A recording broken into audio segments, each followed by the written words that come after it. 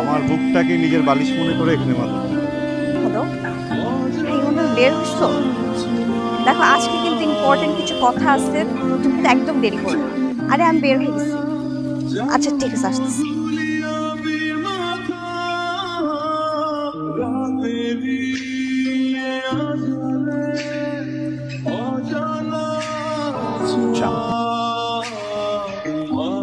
পুরো গরমে চা কে খায়?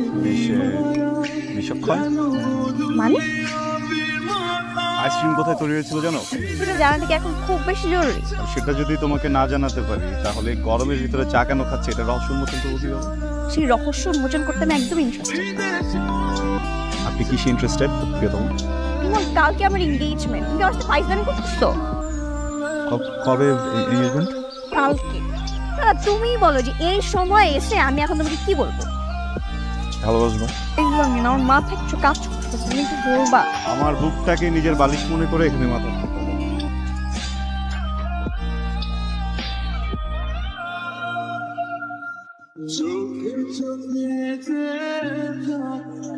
কবে হবে বলো কথা বলা, আবেগী মন বাধা মানে না, তুমি ছাড়া কিছু চাই না। চোখে চোখে যে থাকে, কবে হবে বলো কথা বলা, আবেগী মন বাধা মানে না, তুমি ছাড়া কিছু চাই না। তোমার অনেক ধন্যবাদ, তোমার জন্য আমার বন্ধুরা নতুন জীবন পেয়েছে।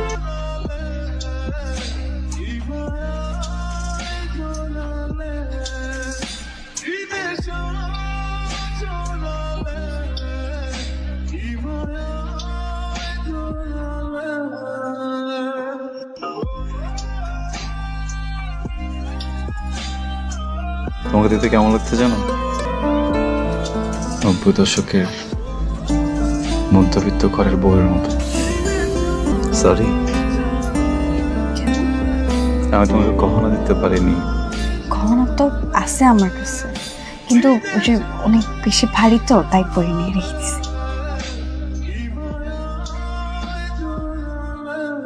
নবু কেমন আছো? ভালো, কিন্তু মনের মধ্যে না কেমন যেন একটা অশান্তি কাজ করতেছে। আমি আসলে বাবা মাকে ছেড়ে কখনো এত দূর থাকিনি তো। তুমি তো আমাকে একটু বেশি ভালোবাসলেও পারো, তাই না?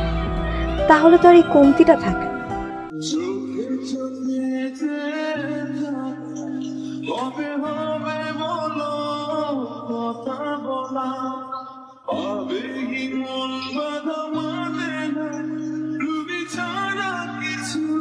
ফিরতে এত দেরি হলো কেন?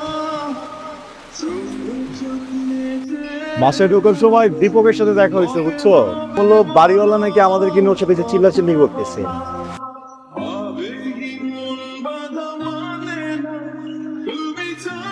চলো বিস্কিট দিয়ে দিব।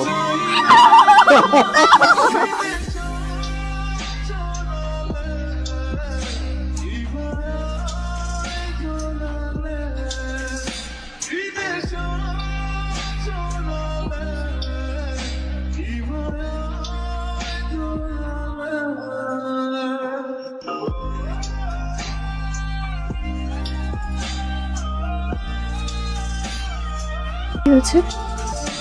চাকরিটা গেল। কি চাকরি গেল? মানে কি হবে? আমি কি করবো? মানে আমরা কিভাবে কি করবো আমাকে একটু বলো। কিছু একটা কিভাবে হবে আমাকে একটু বুঝায় বলো। ভাবতে হবে, ভেবে বলি।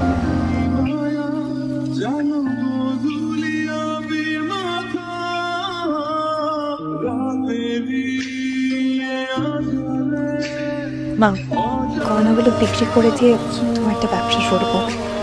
যা বলছি না।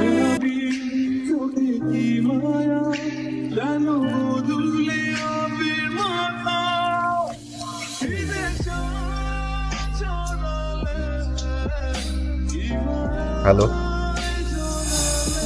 কে বলছে? Hello hello,